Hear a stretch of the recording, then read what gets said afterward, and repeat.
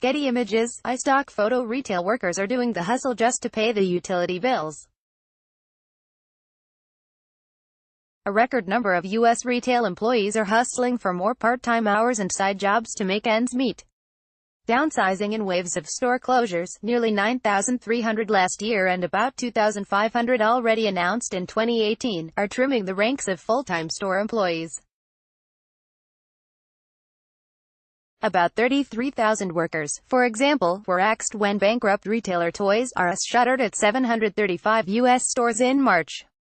Troubled retailer Sears continues to shrink and fire employees. "It's putting more pressure on existing full-time workers at our store to work twice as hard," said Artavia Milliam, a full-time salesperson and 10-year vet at H. "And it's a lot more stressful to work here these days than it was a few years ago," added Milliam, who earns a little over $15 an hour. Despite the pressures, Milliam, 34, may even count herself fortunate. The company recently eliminated several full-timers at her location, as it ramps up the ranks of part-timers and locks horns with H. In a statement, H. Milliam isn't doing cartwheels. The Brooklyn resident, who graduated from community college with an associate's degree in computer technology, lives at home with her mother. Milliam's personal budget is so stretched with living expenses that she's looking to take a second job to make ends meet, she said.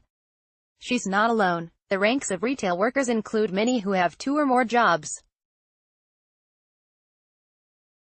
and they form part of the bottom 60% of U.S. wage earners whom Oxford Economics recently identified as having to live paycheck to paycheck. These workers are part of another group of Americans, nearly 4 in 10, who have a side hustle, or second source of income, ranging from home repairs to childcare, according to a Bankrate.com study. More than half of that total are millennials, a demographic that includes many of today's U.S. retail workers. Most employees at some of the biggest U.S. retailers are now part-time workers. Scant or no benefits, and fewer hours, are being tacked onto often erratic schedules. Many are working multiple part-time jobs just to shore up personal finances.